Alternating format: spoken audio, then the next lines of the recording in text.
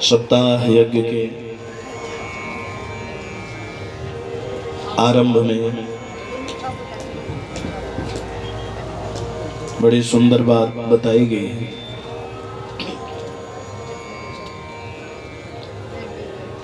जीवन जीने का सही आनंद क्या है? एक मिनट भी ये हमारी जिह्वा भगवान का नाम लिए बिना तड़फड़ाती रहे, ये जीवन जीने का सही है। पर हमारे जीवन में ये सत्कर्म रूपी पुण्य कब उदय होता है? जब हमारा एक जन्म का नहीं, दो जन्म का नहीं, कई जन्मों का जो पुण्य है ना, वो उदय होता है।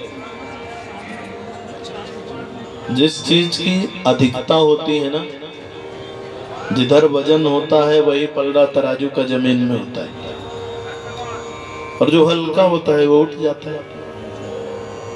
तो हमारे जीवन में भी अगर पुण्य की अधिकता है तो मन सत्कर्म में लगेगा, मन सेवा में लगेगा, मन परोपकार में लगेगा, मन कथा में लगेगा। और कहीं उनकी न्यूनता है, कमी है, तो उसके विपरीत दिशा में मन लगने वाले हैं। तो सबसे पहले श्रीमद् भागवत का महात्म बताया गया है। महात्म का मतलब क्या होता है? महत्व।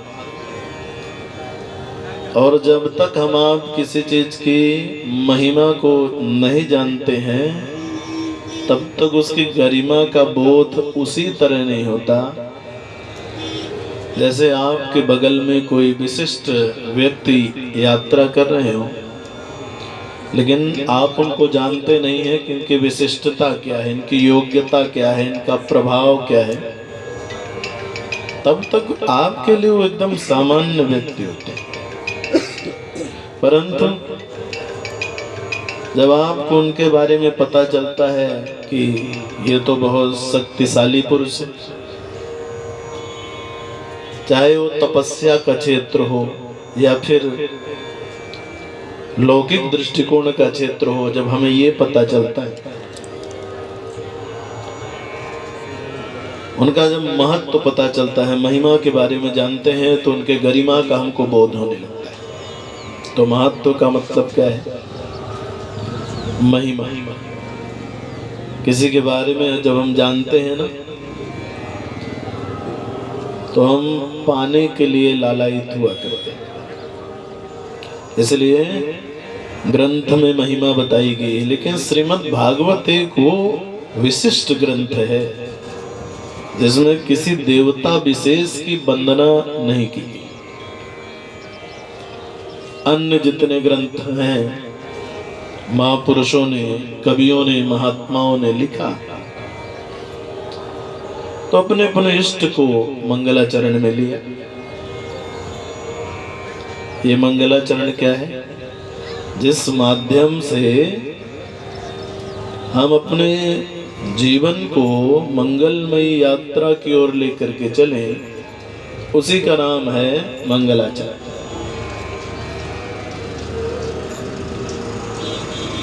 तो श्रीमद् भागवत में किसी देवता विशेष की वंदना नहीं की गई। किसकी वंदना की गई है? सत्यम परम धीमहि, केवल सत्य की वंदना की गई, क्योंकि वो अटल है, वो अविनाशी है, टाला नहीं जा सकता। और 3 बार मंगलाचरण होता है। आरंभ में होता है, मध्य में होता है और विश्राम में होता है।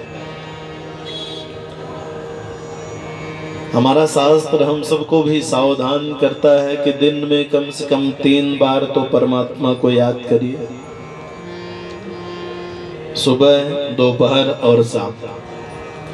इसी को न त्रिकाल संध्या कहते हैं।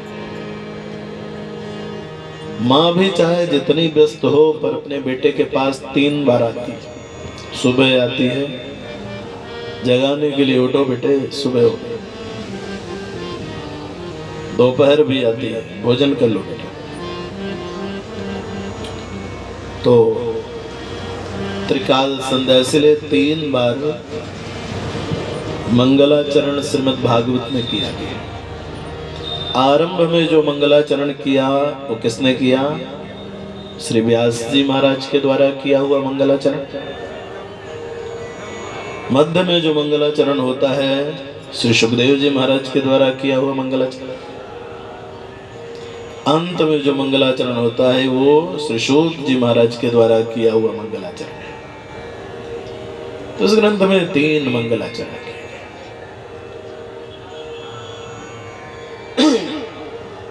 आप सबको विदित है 365 अध्याय, 12 स्कंध हैं, 18,000 श्लोक हैं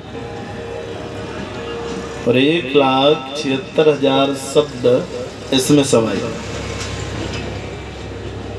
अद्भुत ग्रंथ। और श्रीमद् भागवत का जो महात्म्य है इससे पहले 3 पूर्ववर्ती पुराणों में भी वर्णित है। स्कंद पुराण में है। तो इस तरह भागवत जी की महिमा, इससे पहले 17 पुराणों की रचना की है व्यास जी महाराज। स्कंद पुराण में महात्म्य है, पद्म पुराण में है, वायु पुराण। तो ये बड़ी अद्भुत गाथा है। प्रजीवन आनंद से ओतप्रोत तभी होता है जब ये मन एकाग्र हो जाए। क्योंकि हमारी भारतीय संस्कृत में सबसे क्लिष्ट अगर कोई ग्रंथ है तो उसका नाम है श्रीमद् भागवत, और सबसे कोई सरल ग्रंथ है उसका नाम क्या है? रामचरितमानस। तो श्रीमद् भागवत में तो विद्वानों की भी परीक्षा है। विद्यावताम भागवते परीक्षा, बड़े बड़े विद्वानों की भी परीक्षा है। क्योंकि इसको पढ़ते पढ़ते आपकी जीवन लीला समाप्त हो जाएगी, लेकिन आप विद्यार्थी ही रहेंगे, पढ़ करके शिक्षक नहीं बन सकते।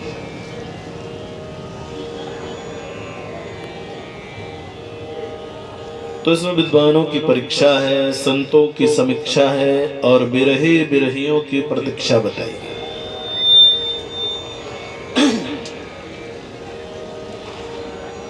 और इससे ज्ञान क्या होता है बताया। ये हमारे भारतीय संस्कृति की पहचान कराने वाली कथा है। 3 चीजें बड़ी अद्भुत बताई गई हैं। एक का नाम है अर्पण, दूसरे का नाम है तर्पण और तीसरे का नाम है समर्पण। अर्पण क्या है? समाज की सेवा। तर्पण क्या है? पितरों की सेवा। समर्पण क्या है? परमात्मा की सेवा, समाज की सेवा। देखेंगे समाज में सेवा का पात्र कौन।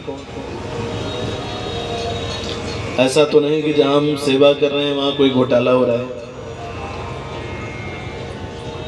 तो इसलिए एक बार विचार करें कि सेवा का पात्र कौन है। और अगर आंख बंद करके ध्यान दृष्टि में देखा जाए तो इस समय समाज में अगर किसी को सेवा की जरूरत है तो हमारी गरीब बेटियां, जिनके माता पिता के पास उपयुक्त तो धन न होने के कारण उनका जो वैवाहिक जीवन है ना वो सुंदर नहीं, कष्टों से भरा हुआ है,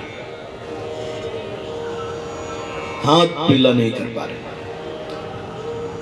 तो अगर परमात्मा ने कुछ दिया है तो हमारा पहला दायित्व तो बनता है कि कुछ ऐसी जगह लगाया जाए जिससे उन बेटियों का हाथ पीला हो सके और उसके कारण जो उनका आशीर्वाद हम सबको मिले। और निश्चित रूप से पारलौकिक मार्ग को प्रशस्त करता है, मजबूती देता है। तो इसलिए अर्पण भक्ति वो है कि समाज की सेवा करें, पर समाज में सेवा का पात्र कौन है विचार करें। कहीं ऐसा तो नहीं जिस पात्र में हम जल डाल रहे हैं वो नीचे से फूटा हो, और अगर वो फूटा होगा तो भरेगा। दूसरा क्या है? तर्पण भक्ति। आप सब लोग बहुत अच्छे से जानते हैं, क्योंकि कथाओं में मैं बार बार इस चीज को जरूर रखता हूं, ताकि इसे हम आप जैसे लोग अपनाएं और अपना करके उन अपराधों से बचे जिन अपराधों से हम बराबर जूझते रहते हैं, उन अपराधों को हमेशा करते रहते हैं।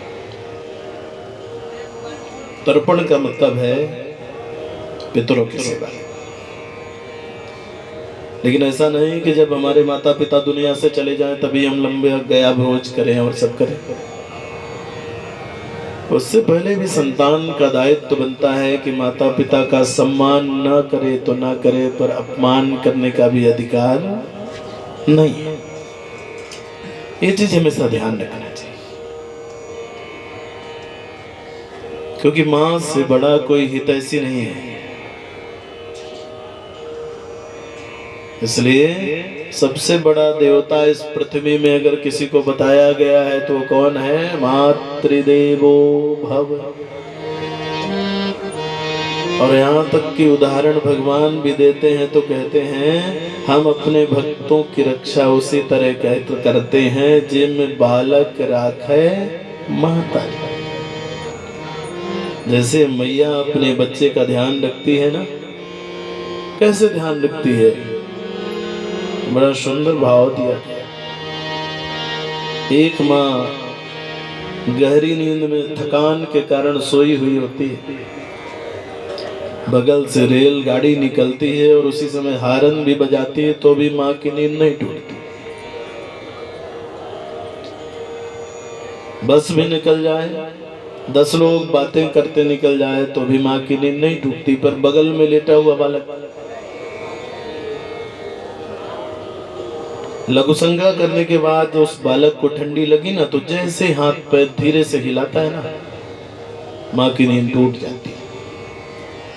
क्यों? लगता है बच्चे को कोई परेशानी है, क्योंकि बच्चा हलचल कर रहा है। तो तुरंत माँ की नींद टूटती है और माँ बच्चे को उठा करके ना सीने से लगा लेती है। इतना ही नहीं, पिता को दूसरे स्थान में क्यों रखा गया है? जब बच्चे को माँ नहला धुला के तैयार कर देती है तब तो बेटा कहता है ले आओ, पर वही बालक जब मल इत्यादि को छोड़ता है ना, तो पिता तुरंत माँ को आवाज लगता है, सुनो इसको ले जाओ, देखो गड़बड़ कर दिया। और समझ लीजिए वो समय माँ भोजन कर रही होती है।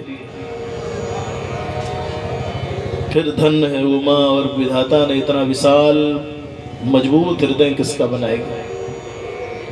तुरंत हाथ धोती है, आकर के बच्चे को साफ करती है, और साफ करने के बाद फिर बैठ कर भोजन करने लगती है। और तो गर्भ में बालक होता है ना, माँ डॉक्टर को चेक कराने जाती है।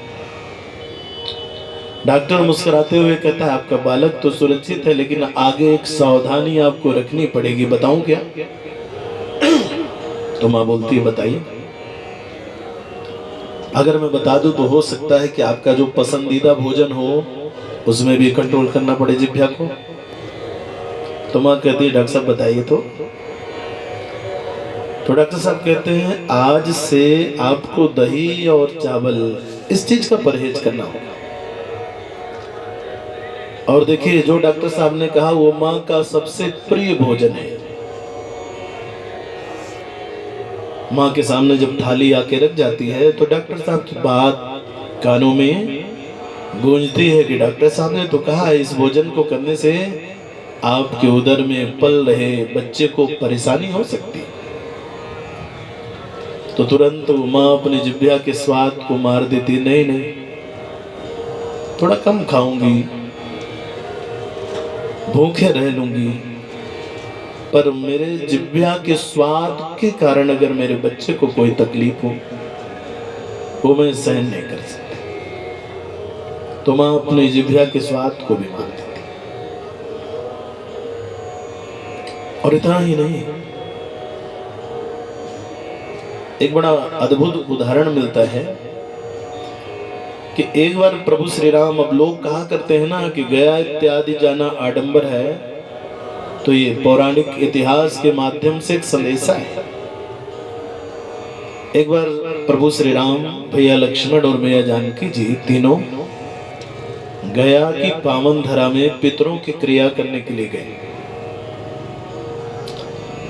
प्रभु श्री राम ने जाकर के पंडित जी को प्रणाम किया और कहा, महाराज जी हमें अपने पितरों की क्रिया करनी है, उसके लिए क्या सामग्री लगती है आप मुझे बता दीजिए। तो पंडित जी ने रूप रंग को देखा, समझ गए कोई संभ्रांत व्यक्ति है, तो एक काम करते हैं, अच्छी लिस्ट बना दी। सामग्री लेने के लिए राम जी महाराज जब चले ना, तो सीता जी से कहा कि देवी आप महात्मा जी के आश्रम में ही रुके, हम दोनों भाई जा रहे हैं और सामग्री का चयन करेंगे, आ जाएंगे। लेकिन पंडित जी ने प्रभु श्री राम को ये भी बताया, बोले महाराज समय का ध्यान रखिएगा, क्योंकि पितरों की जो क्रिया होती है वो मध्याह्न में होती है, जिसको हम सब लोग दोपहर का समय कहते हैं। राम जी और लक्ष्मण भैया दोनों संविदा लेने के लिए गए और सीता मैया कहाँ बैठी हैं? पंडित महाराज जी के आश्रम में। जैसे ही सुई 12 बजे के ऊपर निकलती है ना, सीता जी ने एक दृश्य देखा, सामने बैठे हुए जो पंडित जी है ना, उनका रूप बदलने लगा। और कितना बदल गया, इतना बदल गया कि वो पंडित की जगह में दशरथ जी महाराज का स्वरूप आ गया। ब्राह्मण के वेश में दशरथ लखा था। तो सीता मैया तुरंत क्या हुई, मर्यादित हुई। जो साड़ी का पल्लू सिंदूर तक था उसको थोड़ा और बढ़ा करके ना बिंदी तक किया। ये क्या है? हमारी मर्यादा है। इसलिए हमारी माताएं जो साड़ी पहनती हैं, इसका नाम क्या है? भारतीय वेशभूषा। 5 मीटर की होती है, 4.5 मीटर कंधे तक रहती है और आधा मीटर ऊपर हो जाती है। उसका नाम क्या दिया गया? आंचल।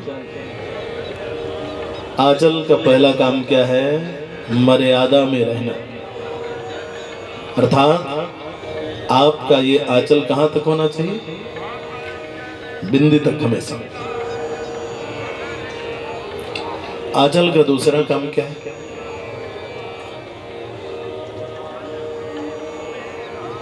मर्यादा में पहला काम रहना। इसलिए जब रावण सीता के समीप पहुंचा ना, तो सीता जी ने आंचल की ओट से रावण से बात की। त्रिन धर्योट कहत वैदेही। तीन माने तिनका भी होता और तीन माने आंचल भी होता है। यहाँ तिनका से ज्यादा आंचल समझ में आ रहा है कि सीता जी ने इसका उपयोग किया होगा। आंचल का दूसरा काम क्या है? अगर माँ अपने बच्चे को स्तनपान कराए तो आंचल में छिपा के कराना चाहिए। आंचल का तीसरा काम क्या है? अपने से बड़ों को जब प्रणाम करे ना, तो आंचल के सहारे करे। आंचल का अगला काम है, भगवान के दरवाजे में जाइए, प्रसाद भी लेना है तो आंचल आपके पास लगा होना चाहिए। मर्यादा है।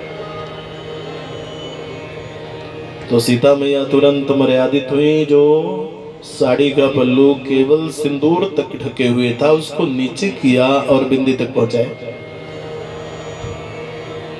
आकाशवाणी होती है, पितरों के पूजन का समय हो गया। माँ सीता ने मन में विचार किया कि माता पिता की क्रिया करने का अधिकारी तो पुत्र को है, हम कर ही क्या सकते हैं। आकाशवाणी होती है, ये गया की पावन धरा है। इस धरा में कोई भी किसी के लिए अगर ये श्राद्ध कर देता है ना, तो उसका भी उद्धार हो जाता है। गया में कितने पिंडदान होते हैं? 264। और उन 264 में एक पिंडदान अनाथ प्रेत संस्कार उन अनाथों के लिए है जो हमारे हाथ से अगर देने में तृप्त हो जाते हैं, तो हम उनकी भी सेवा करें। आकाशवाणी हुई कि कोई किसी के लिए भी अगर यहाँ पे कर देता है ना, उसको भी तृप्ति मिल जाती है। तो सीता मैया ने कहा तब तो मैं कर सकती हूँ, लेकिन सामग्री भी तो कुछ होनी चाहिए। आकाशवाणी, सीता मैया का प्रश्न तो मन में आता है, लेकिन जवाब आकाशवाणी से मिलता है। आकाशवाणी ने क्या जवाब दिया? जिसके पास कोई सामग्री नहीं है ना, वो फल्गु नदी के रेत का पिंड भी बना करके भाव से अगर पितरों को श्राद्ध के रूप में स्वीकार कराए ना, वो भी तृप्त हो जाते हैं। माँ सीता को अद्भुत प्रसन्नता हुई और माँ सीता उठी, दौड़ करके फल्गु नदी के नदी से रेत ले आई, पिंडदान किया। अब देखिए, जैसे ही पिंडदान पूर्ण होता है ना, वैसे परीक्षा चालू होती है। ध्यान रखिए, कोई भी काम आप अगर जीवन में करेंगे तो परीक्षा अनिवार्य है, क्योंकि परीक्षा हमारी योग्यता के बारे में हमें बताना चाहता है। 1 वर्ष तक जो विद्यार्थी पढ़ाई करेगा, उसका पता तभी चलेगा ना जब वो परीक्षा देगा कि वास्तव में पढ़ाई किया है कि सोया है। अगर सोया होगा तो रिजल्ट लड्डू की तरह दिखाई देंगे कई, उससे वो समझ जाएगा कि हम बड़े योग्य हैं। और अगर पढ़ाई किया, और परीक्षा धर्म की होती है, परीक्षा धर्म ही देता है, अधर्म नहीं देता। दूध की ही परीक्षा होती है, मदिरा की।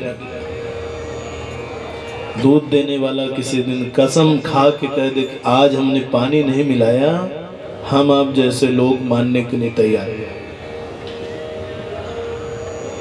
पर मदिरा पीने वालों से पूछा जाए, भैया ये बोतल कितनी पुरानी होगी, वो देखते नहीं है, वो तो उठाए, खोले और मस्त हो गए। तो धर्म ही परीक्षा देता है, अधर्म नहीं देता। सीता जी की जैसे पूजा पूर्ण हुई, वैसे परीक्षा। राम जी लक्ष्मण भैया सामग्री लेके आ गए। पंडित जी आरंभ कराइए, थोड़ा विलंब तो हो गया। माँ सीता ने पति को प्रणाम किया। महाराज, जिस सामग्री का चयन करने के लिए आप दोनों भाई गए थे ना, उसे यज्ञ करने को परमात्मा ने मुझे अधिकारिणी बना, और वो यज्ञ हमने संपन्न किया।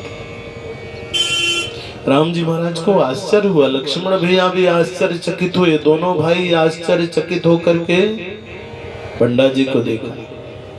महाराज जी क्या बात है? सीता मैया ने कहा, हाँ हाँ पूछ लीजिए, इन्होंने ही पूजन कराया। और महाराज आपको गवाही भी देंगे।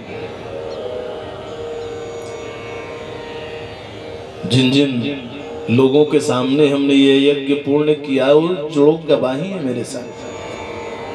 पंडित जी आपने पूजन कराया। पंडित जी ने विचार किया कि अगर हाँ बोलते हैं तो 1 लाख का जो सामान है ये बंधा बंधाया वापस चला जाएगा। समस्या ये है। तो जब हमारे मन में लोभ आता है ना, तो हमसे पाप कराता है। इसलिए पाप का बाप कौन है? लोभ। किसी दिन आपको लोभ की एक कथा सुनाएंगे। अभी थोड़ा सूक्ष्म रूप से सुनाई दे रहे हैं। एक विद्वान थे, उनके बेटे काशी जी में अध्ययन करने के लिए गए। वेद शास्त्रों का अध्ययन किए और लौट करके आए तो पिताजी ने पूछा, बेटा हर विद्याओं का अध्ययन आपने कर लिया? बोले जी पिताजी।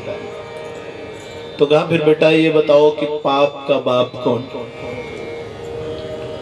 तो बेटा हर ग्रंथों को पलट पलट करके देखा, लेकिन कहीं उत्तर नहीं मिला। तो पिता ने कहा, बेटा फिर तेरा जो विषय है अभी कहीं ना कहीं तो अधूरा है, इसमें संदेह नहीं। तो बालक गर्मी के समय में इस शास्त्र को पढ़ने के लिए घर से निकला। रास्ते में चला जा रहा था, प्यास लगी, सोचा किसी वैष्णव का घर दिखे तो वहां जाके पानी पी लूं। दूर निकल गए। दोपहर का समय, प्यास तड़पाने लगी। एक बड़ा सुंदर महल बना हुआ था। उस महल के सामने से जब पंडित जी निकले तो आंगन में तुलसी का पौधा था। लगा ये किसी वैष्णव का घर होगा, उसमें प्रवेश कर। एक बाल्टी और रस्सी रखी थी, क्योंकि पहले के समय में जहाँ जहाँ कुएं होते थे गांव में, घर में, तो लोग बाल्टी रस्सी रख देते थे। गर्मी के समय में कोई भूखा प्यासा अगर आ गया तो कम से कम एक लोटा पानी तो पी लेगा। इसलिए जल दान और अन्न दान ये दोनों विशेष महत्वपूर्ण दानों में आते हैं।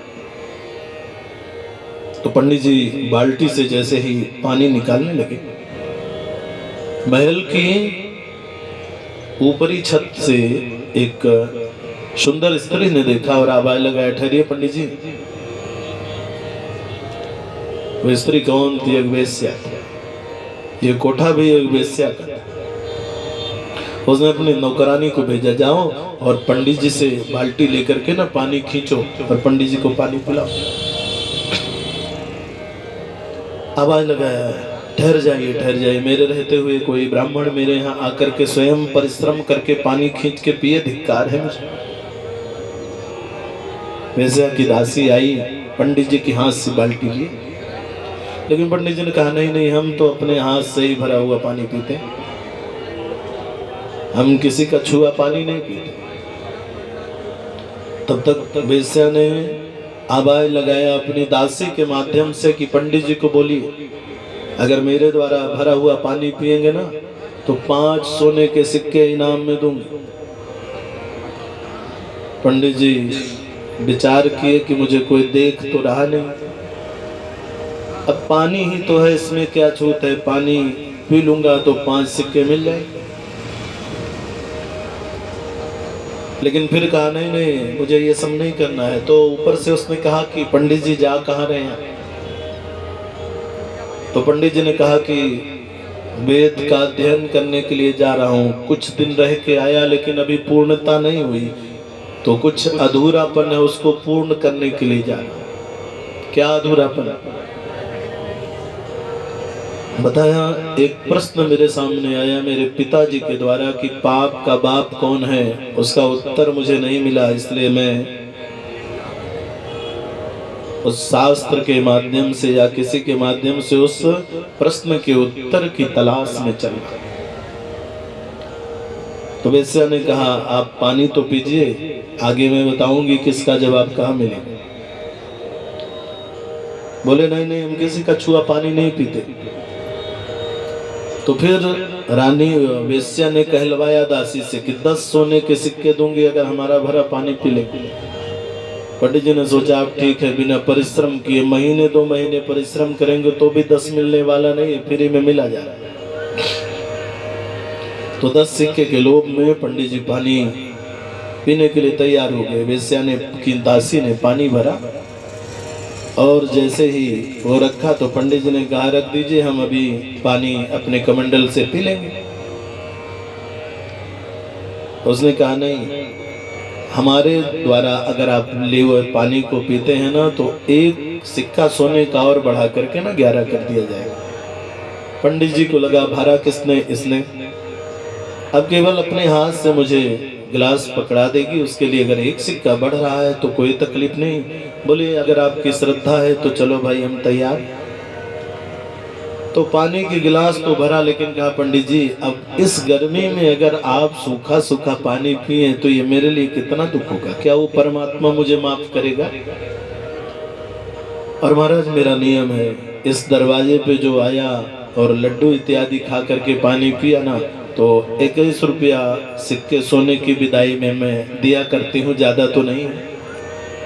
पंडित जी ने सोचा सुबह का भूखा भी, अगर ये 4 लड्डू साथ में आ जाते हैं तो दक्षिणा 2 गुना हो जाएगी, पेट भी भर जाएगा, कोई देख तो रहा नहीं कि हम किसी को बताएंगे। लेकिन इतना जरूर लगा देते भाई तुम्हारी श्रद्धा है तो चलो ऐसा कर लेते हैं। लड्डू लेके आई।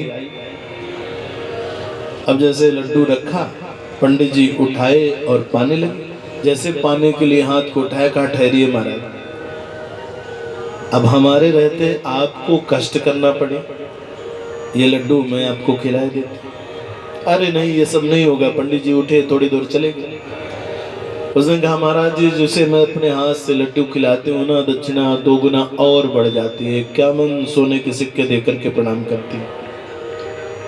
पंडित जी ने सोचा अभी तो 21 ही था, 2 गुना से भी ज्यादा बढ़ रहा है तो क्या दिक्कत है, ये मुझे खिला दे कोई बात।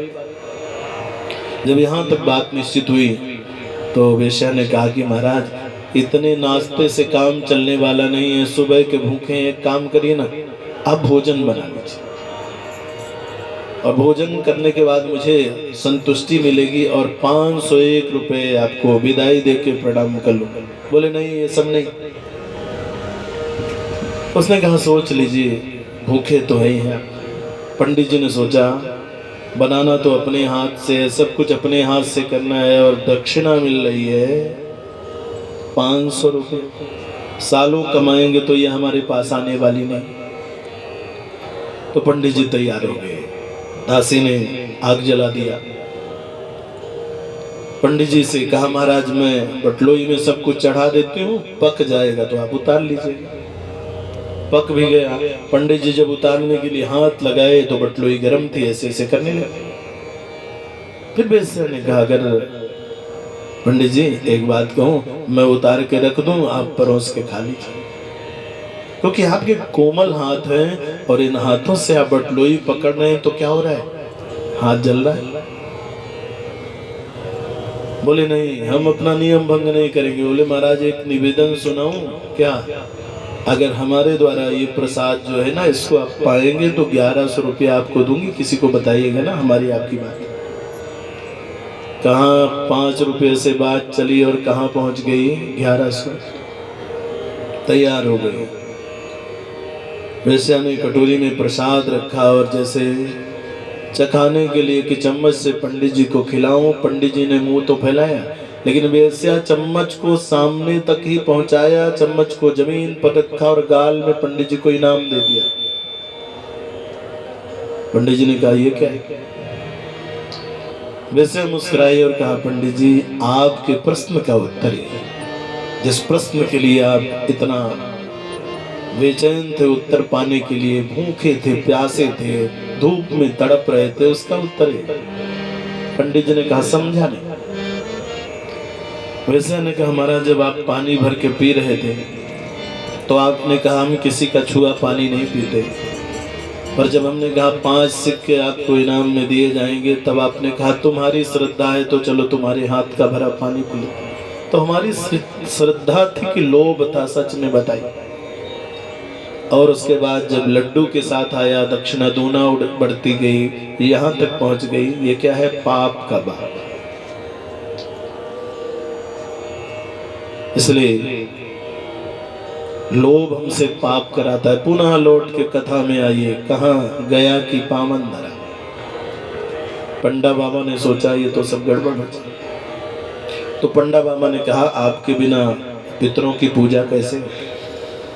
सीता मैया पहली गवाही के पास पहुंचती हैं और वो पहली गवाही कौन है, तुलसी मैया, जिनसे ठाकुर जी का भोग लगता है। माँ सीता ने तुलसी जी को प्रणाम किया, हे देवी अभी जो हमने पितरों के लिए यज्ञ किया उसमें भोग लगाने के लिए आप मेरे साथ थी ना, आप ही को तो रख करके हरि का मैंने भोग लगाया।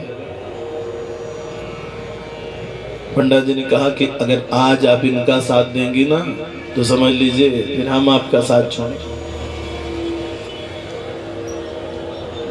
ये प्रश्न हमें संकेत करता है प्रसंग कि धर्म का साथी बहुत कम होता है। तुलसी जी ने भी उल्टी दिशा में सिर हिलाया, नहीं पूजन्य। दूसरे गवाही के पास सीता मैया राम जी को लेके चलती हैं, गौ माता। क्यों देवी, मैंने वो पिंड आपको स्वीकार कराया ना जो अभी पितरों के लिए पूजन किया। गौ माता ने पंडित जी की ओर देखा और तब पंडित जी तब तक खोबे का बड़ा सा पिंड बनाना शुरू किया कि अगर हमारा साथ नहीं देंगे तो बालू के पिंड में ही संतोष करना पड़ेगा, खोए वाला पिंड तो अब तैयार हो रहा है। तो गौ माता ने भी सिर को हिला दिया, अभी नहीं हुआ। तीसरी गवाही कौन है। अब बात पहुंच गई तीसरी गवाही के पास।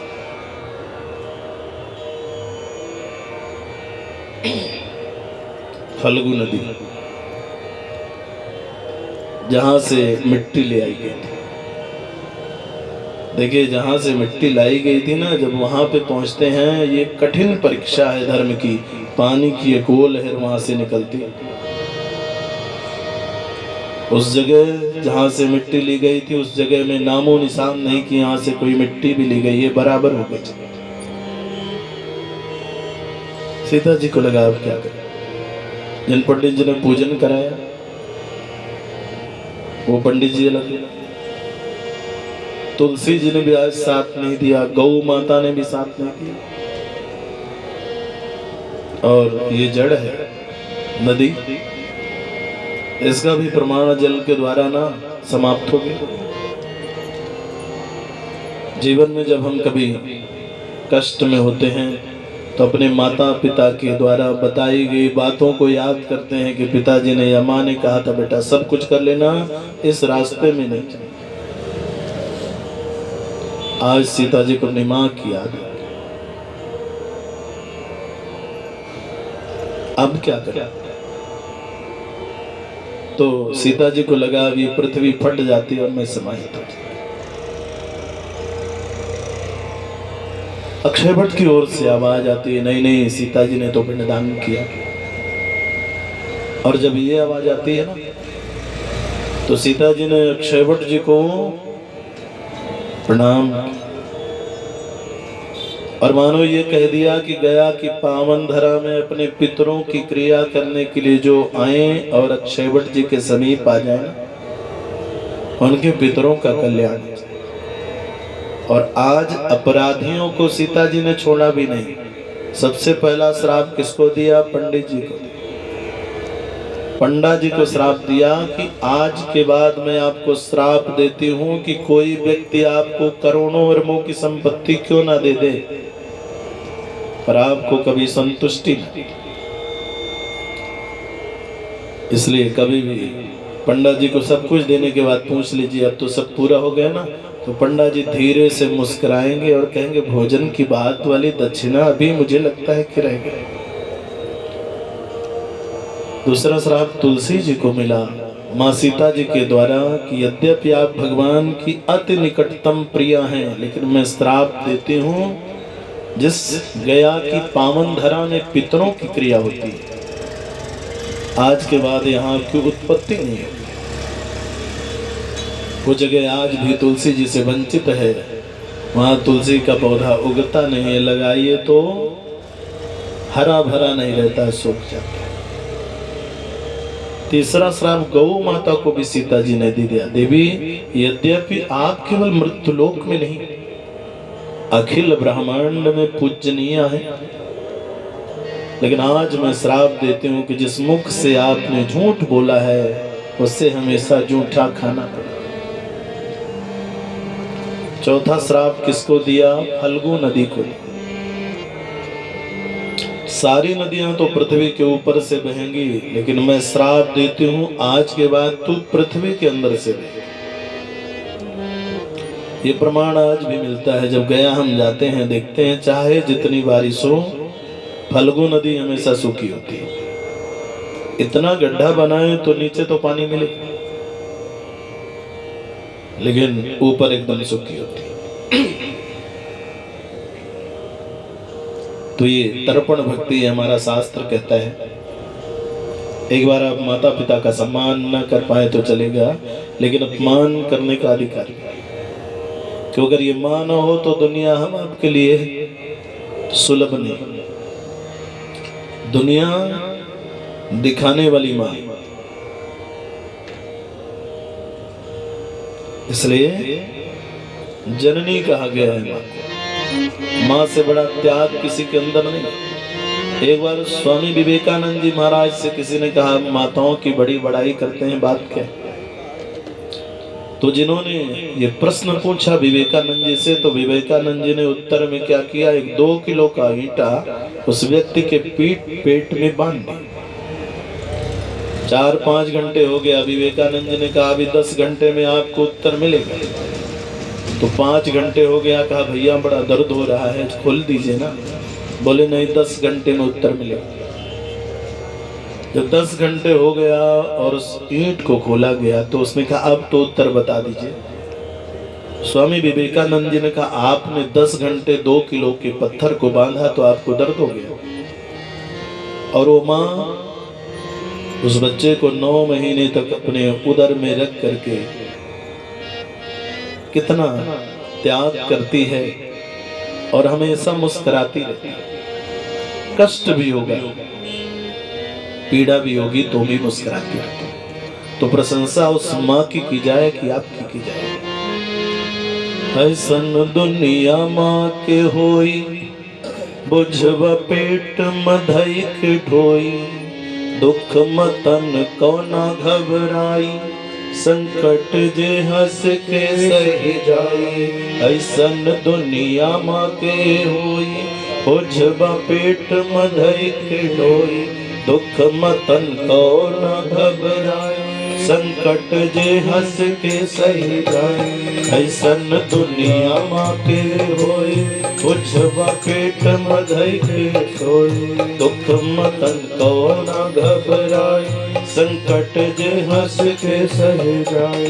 ऐसन करे माला कौनो भलाई ना मिली, सब कुछ मिल जाए पर दुनिया माई ना मिले। सब कुछ मिल जाए पर दुनिया माई ना मिले। सब कुछ मिल जाए पर दुनिया माई ना मिले। सब कुछ मिल जाए पर दुनिया माई ना मिले। ऐसन दुनिया माँ के होई बुझब पेट मधैक ढोई। ऐसन दुनिया माँ के होई बुझब पेट मधैक ढोई। ऐसन दुनिया माँ के होई बुझब पेट मधैक ढोई। ऐसन दुनिया माँ के होई बुझब पेट मधैक ढोई, दुख मतन कौन घबराई, संकट जे हंस के सही जाई। मतन कौन घबराई, संकट जे हंस के सही जाई। दुख मतन कौन घबराई, संकट जे हंस के सही जाई। मतन कौन घबराई, संकट जे हंस के सही जाई। भोले मात्र पितृ चरण कमल की जय। माँ की उदारता से बड़ी कोई उदारता नहीं। और तीसरा क्या है? समर्पण। जिस भूमि में पितरों की कृपा और परमात्मा की कृपा के बिना बैठने का सौभाग्य नहीं मिलता है, वो है समर्पण। जिस विशिष्टतम धरा पे हम आप सब लोग विराजमान हैं, महाकुंभ के पावन अवसर, बड़े बड़े ऋषि मुनि मनीषी कहते हैं कि एक बार बालू मथने से घी तो बन सकता है, लेकिन महाकुंभ में डुबकी अगर आपने नहीं लगाई तो सदगति संभव है। इसलिए जीवन का सही आनंद वही है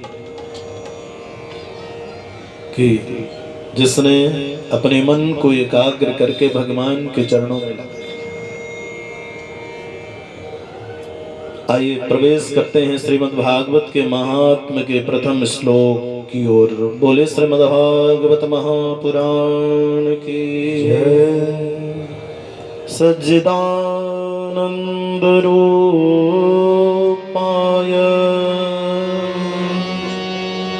विश्वोत्पत्त्यादि हेतवे तापत्रय विनाशाय श्री कृष्णाय वयं नमः। ये श्रीमद् भागवत के महात्मा का प्रथम श्लोक है। अद्भुत वर्णन आता है। सज्जिदानंद रूपाय। भागवतकार कहते हैं कि श्रीमद् भागवत के रूप में भगवत वाणी सारी प्रजा का हित करने के लिए, इस जन समुदाय का कल्याण करने के लिए तीन रूप से प्रवाहित हो रही है। ये भी त्रिवेणी है, सत चित्त और आनंद। कहाँ? यहीं से आरंभ होता है, सच्चिदानंद रूपाय। हम आप सब लोग सच्चिदानंद भगवान की जय तो बोलते हैं, लेकिन यहीं में समाये हैं सत्य चित्त और आनंद।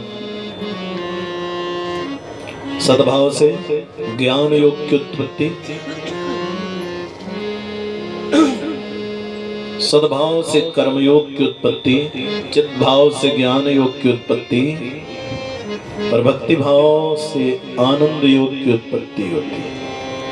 जो परमात्मा अविनाशी पहले सत्य था, आज भी सत्य है और अंत में सत्य ही रहेगा। इसे सतघन बोलते हैं, चित्त घन और आनंद घन। घन का मतलब जहां दूसरा प्रवेश न करे, असत का प्रवेश न हो, उसी का नाम सत है। एक चिद स्वरूप परमात्मा कैसे है? बोले चिद स्वरूप है। हम सब लोग अल्पज्ञ हैं और परमात्मा सर्वज्ञ।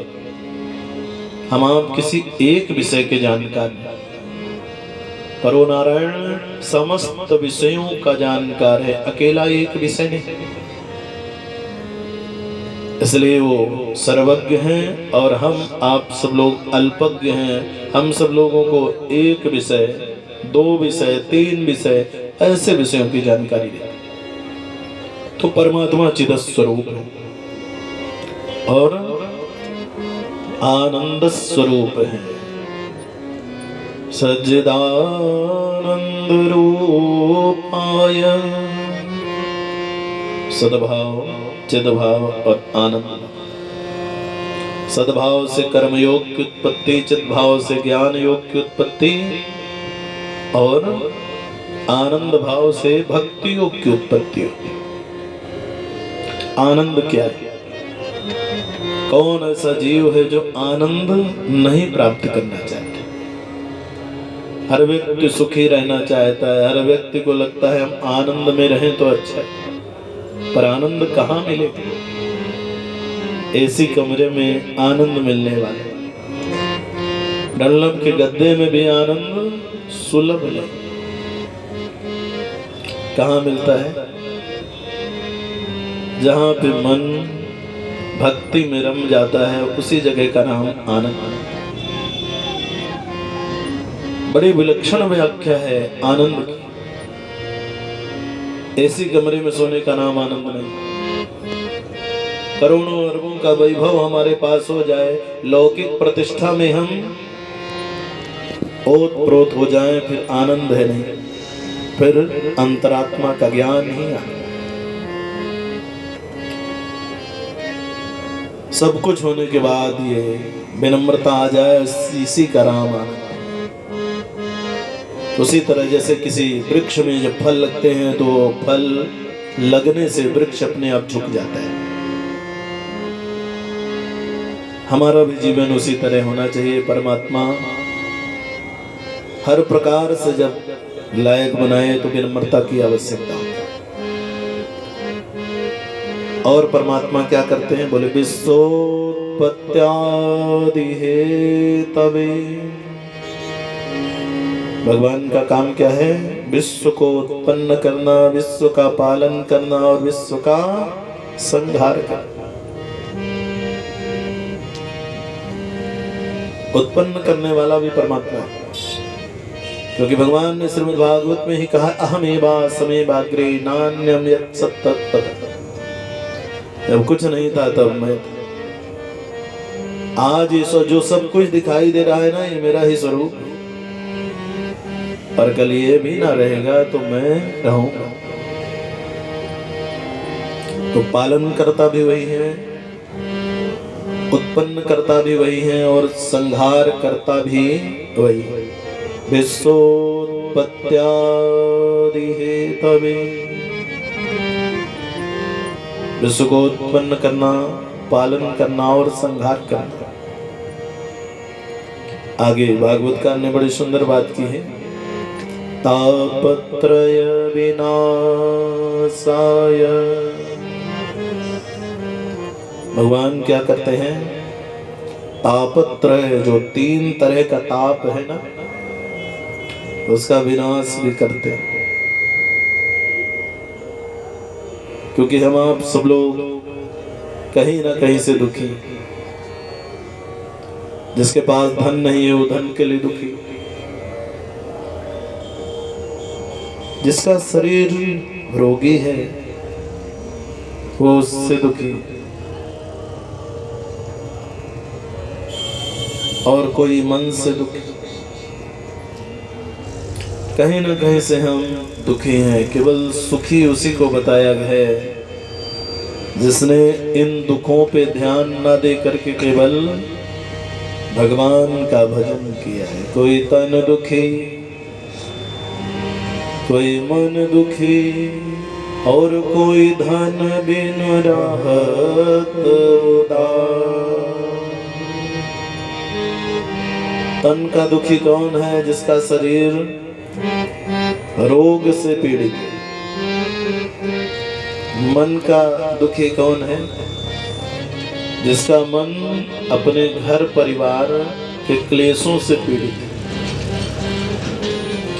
और तीसरा, कोई धन बिन राहत उदास। एक मजदूर है, मजदूरी करता है, 500 रुपया शाम को मिला। आज की मजदूरी करके विचार किया था एक कंबल ले जाएंगे, एक कंबल से ठंडी नहीं जाती। आज की मजदूरी से एक कंबल और लेंगे तो अच्छे से रात बीतेगी। लेकिन तब तक घर से फोन आ जाता है कि आज 2-3 मेहमान घर में आ गए हैं। तो कहाँ तो कंबल लेने की विचार से व्यवस्था किया था, लेकिन वो व्यवस्था किनारे रह गई। अब सबसे पहले मेहमानों की व्यवस्था। तो हम कहीं ना कहीं से पीड़ित तब तक हैं जब तक इन सब चीजों को हमने पीड़ा मान लिया है। थोड़ा थोड़ा सब दुखी, सुखी राम के।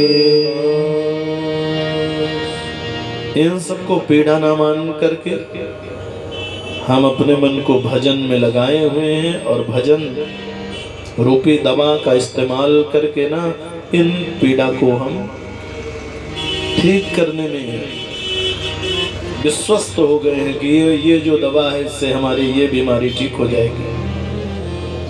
वास्तव में सच्चा भक्त भगवान का है, क्योंकि हर व्यक्ति व्यथित तो है। प्रव्रजन्तमनुपेतमपेत कृतयम् द्वैपायनो विरह कातराजुहाव। पुत्रेति तन्मयतया तरवोऽभिनेदुः तं सर्वभूतहृदयं मुनिमानतोऽस्मि। ये महात्मा का दूसरा श्लोक। पहला श्लोक, तापत्रय विनाशाय श्री कृष्णाय वयं नमः। ऐसे अकारण करुण करुणा वरुणालय अखिल ब्रह्मांड नायक युगल सरकार को हम प्रणाम करते हैं, जिनकी विशेषता क्या है? 3 प्रकार के तापों से हमें मुक्ति दिला देती है। ऐसे युगल सरकार को हम प्रणाम करते हैं। श्री कृष्णाय श्री माने राधा जी के सहित हम भगवान कृष्ण को प्रणाम करते हैं, क्योंकि हमारे यहाँ युगलोपासना विधि है। अकेली पूजा नहीं की जाती, जोड़े के साथ पूजा की जाती है। वो सीताराम, गौरी शंकर, राधे श्याम। युगल सरकार को प्रणाम करके भगवान श्री कृष्ण को प्रणाम किया। फिर दूसरा श्लोक जो भगवान श्री कृष्ण के कथा के कथयिता है, जिन्होंने इस कथा को कहा है, वो कथयिता सुखदेव जी महाराज को प्रणाम करने के लिए दूसरे श्लोक में भागवतकार कहते हैं, यम प्रव्रजन्तमनुपेतमपेत कृतयम् द्वैपायनो यनो विरह कातर आजुहा पुत्रेति तन्मयतया तरवोऽभिनेदुः हम सर्वभूत हृदयं मुनिमानतोऽस्मि। प्रभजंतम परिव्राजक कौन है? सुखदेव जी महाराज सन्यासी। वर्णन आता है कि सुखदेव जी महाराज का जन्म हुआ, जन्म भी कितने दिनों के बाद, 12 वर्ष के बाद, और जन्म लेते ही बालक जंगल चला गया, कोई संस्कार भी नहीं। पर यहाँ लिखा है प्रभजंतम, जिसका संस्कार हो चुका है उसके संस्कार की जरूरत क्या है? आपका शर्ट प्रेस किया हुआ रखा है 1 महीने से, तो कोई जरूरी है कि दोबारा उसको फिर साफ करिए, प्रेस करिए, पहनिए? कपड़े को तो उस कपड़े को धुला जाता है जो गंदा होता है, उसमें साबुन का प्रयोग किया जाता है। तो जो संस्कार विहीन है उनको तो संस्कार की आवश्यकता है, लेकिन जो पूर्ण पहले से ही संस्कार युक्त है उनको संस्कार की क्या जरूरत? सुखदेव जी महाराज अवतरित होते हैं और अवतरित होने के बाद सीधे कहाँ चल देते हैं? जंगल की ओर। व्यास जी महाराज पीछे पीछे चले जा रहे हैं। बेटा ठहरो, रुक जाओ, रुक जाओ। लेकिन आवाज आती है, जैसे आप बेटा बोल रहे हैं ना, हो सकता है 2-4 बार उसके बेटा बन चुके हो। व्यास जी महाराज लौट आए तो रास्ते में वृक्षों ने समझाया, पुत्रेति तन्मयतया तरवोऽभिनेदुः। वृक्षों ने समझाया, महाराज आप इतना दुखी क्यों, मेरी ओर देखिए ना। तो सुखदेव जी महाराज ने जब वृक्ष की ओर देखा तो आम का वृक्ष और आम के फल लगे हुए हैं, और उन फलों को तोड़ने वाले लोग कई प्रकार से तोड़ रहे हैं। कोई तो हाथ से तोड़ रहा है, कोई लठ मार के तोड़ रहा है, आधा फल वृक्ष में लगा है, आधा जमीन में, और कोई व्यक्ति पत्थर मारे दे रहा है, डाली सहित नीचे चली आ रही है। तो वृक्ष ने कहा, महाराज मुझे देखिए ना, ये लोग मेरे बेटों को ले जाते हैं, किस तरह प्रताड़ित करके ले जाते हैं, क्या मुझे पीड़ा नहीं होती? लेकिन मैं क्या कुछ इनको जवाब देता हूँ? क्यों नहीं देता हूँ जवाब? क्योंकि मुझे पता है जो भी ले जाएगा ना वो खाएगा, और खाने से भूख मिटेगी। परोपकार ही तो हो रहा है। आपका बेटा तो बीतरागी, जगत के कल्याण के लिए ही तो जा। व्यास जी को थोड़ा संतुष्टि हुई, और जब समीप पहुंचे तो अप्सराएं सरोवर में नहा रही थी। व्यास जी को जब अप्सराओं ने देखा तो तुरंत मर्यादित हुई, अपने अपने सिर में पल्लू रखा। व्यास जी को लगा अभी हमारा युवा बेटा इनके सामने से निकला तो पर्दा नहीं किया इन लोगों ने, और हजारों वर्ष मेरी उम्र है, मुझे देख करके ये पर्दा करते हैं। अप्सराओं ने कहा, बाबा प्रणाम करते हुए क्षमा करिएगा मुझे, हम लोगों ने आपको देखा नहीं। व्यास जी ने कहा, भी मेरा बेटा युवा निकला तो आप लोगों ने पर्दा नहीं किया, और मैं 1000 वर्ष का हूँ, मुझे देख करके आप पर्दा करते हुए क्षमा प्रार्थी हूँ। अप्सराओं ने बड़ा सुंदर जवाब दिया, बोले बाबा क्षमा चाहती हूँ, एक निवेदन करूं। बोले आपका बेटा जो है ना वो बीतरागी। बीतरागी का मतलब होता है जैसे स्त्री और पुरुष का भान ही ना हो कि स्त्री है ये पुरुष है। तो बोले आपके बेटे के सामने बाबा अगर मैं 100 वस्त्र पहन लूं ना तो भी निर्वस्त्र के बराबर हूं, और निर्वस्त्र होने के बाद भी 100 वस्त्र के बराबर। पर बाबा माफ करिएगा, आप इस जगत में रहते हैं, भले ही आपकी उम्र 1000 वर्ष की हो गई, पर इतना तो आपको ज्ञान है कि स्त्री कौन है और पुरुष कौन। व्यास जी महाराज आश्रम में आए, गुरुकुल परंपरा विद्यार्थियों को एक श्लोक रटाया। कल जब गायों को लेके जाना और गायें जब गंगा जल पीने लगी ना तो उस तरफ देखना एक अवधूत बैठा होगा, वहीं पे पहुंच करके ना इस श्लोक का गायन। जैसे गुरु जी ने कहा था आज मध्याह्न समय में, वैसे ही शिष्यों ने इस श्लोक का गायन किया।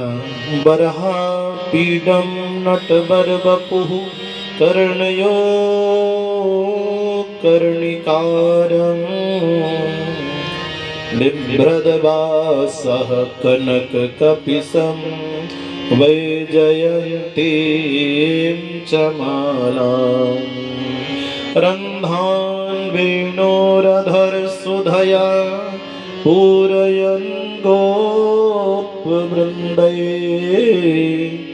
वृन्दारण्यं स्वपदरमणं प्राविशत गीतकीर्तिः। जो इस श्लोक का गायन किया ना, सुखदेव जी ध्यान में बैठे थे, ध्यान समाधि भंग हुई, उठकर खड़े हो गए, आगे बोलिए ना। शिष्यों ने कहा मेरे पास तो इतना ही। शाम को लौटे सुखदेव जी महाराज के विषय में व्यास जी महाराज ने पूछा, जो दवा हमने आपको रोगी को खिलाने के लिए दी थी, क्या फर्क हुआ? आप किसी डॉक्टर साहब के पास जाते हैं तो डॉक्टर साहब को अपनी बीमारी आपने बताई तो 3 दिन की दवा वो देते हैं, तीसरे दिन फिर बुलाते हैं, आके मुझे बताइए कितना आराम, कितनी तकलीफ। तो व्यास जी महाराज ने भी एक तरह से ये दवा सुखदेव जी को अपने बस में करने के लिए दिया कि इस दवा को खाने से मेरे बेटे में कितना परिवर्तन आएगा। शाम को शिष्यों ने बताया, महाराज आपकी दवा जब मैंने रोगी को खिलाई ना तो रोगी उठ करके खड़ा हो गया। व्यास जी महाराज समझ गए दवा बदलनी पड़ेगी, इस दवा में केवल इतनी ही ताकत है कि रोगी को खड़ा कर सकती है पर चलाने में समर्थ नहीं है, इसलिए दवा को बदल लेना चाहिए। आज दूसरी दवा एक श्लोक और कल जाके समय दवा खाने का वही रहे, उसमें कोई फेर बदल नहीं होनी चाहिए। सुश्लोक पहुंचे वही समय गुरु महाराज की आज्ञा को सिरोधार। अहो बकीयस्तन कालकूटम जिघांसया पाययदप्य साध्वी लेभे गतिं धात्र चितां ततोऽन्यं कम्बा दयालुः शरणं व्रजेम। जैसे ही इस श्लोक का उच्चारण किया ना, सुखदेव जी महाराज उठे और दौड़ते हुए पहुंच गए। विचार किया कि मैंने तो सोचा था जो इतना सुंदर श्रृंगार किया है उसे कुछ जरूरत होगी, लेकिन आश्चर्य तो मुझे तब हुआ जब पूतना अपने स्तन में जहर लगा करके उसे मारने के लिए गई और बदले में उसने क्या किया, उसका उद्धार ही कर दिया। जो गति अपनी माँ यशोदा को भी देने में समय है, उस गति को पूतना को आज दे दिया। कम्बा दयालु शरणम व्रजे, इससे बड़ा दयालु और कौन हो सकता है? उसकी शरण में जाना चाहिए। सुखदेव जी महाराज ने पूछा आगे के लिए बोलिए। बोले मेरे पास नहीं है, मेरे पास इतना ही है, कहाँ मिलेगा? फिर बोले मेरे गुरु महाराज की शरण में चलना चाहिए। वहां तो पूरा 18,000 श्लोकों का गोदाम ही भरा पड़ा हुआ है, आपकी जितनी मर्जी लेके। सुखदेव जी महाराज गए, देरी पे ही पिताजी को प्रणाम किया। पिताजी की आज्ञा हुई पहले जाके जनक जी महाराज के पास से वेद और वेदांत की शिक्षा ले आइए। काम क्रोध में आपने विजय पाई अथवा नहीं पाई, गए काम और क्रोध में विजय का सर्टिफिकेट जनक जी महाराज ने दिया। सुखदेव जी महाराज ने अपने पिता व्यास जी महाराज से श्रीमद् भागवत का अध्ययन किया। इतना गाया, कण कण में उस परमात्मा का दर्शन होने लगा। और कई बार सुखदेव जी महाराज ने ये अपना अनुभव कर्मयोगी धर्म सम्राट परीक्षित को बताया कि राजन मैं तो ब्रह्मज्ञानी था, लेकिन जब से मैंने उस काली कमरे वाले कृष्ण का नाम सुना ना तो मेरा ब्रह्म ज्ञान अधूरा हो गया और मैं निरंतर उसके नाम का गुणगान करता। आइए 2 बार हरिनाम स्मरण के साथ आज की गाथा को विश्राम। काली कमलिया माले श्याम तेरी जय हो। काली कमलिया माले श्याम तेरी काली कमलिया माले श्याम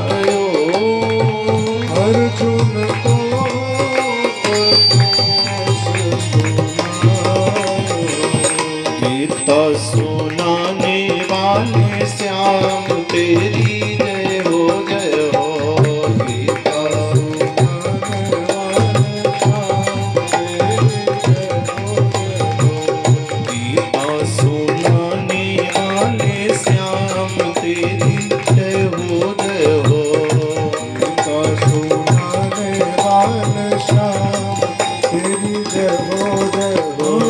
काली कमलिया बाल श्याम तेरी जय हो जय हो।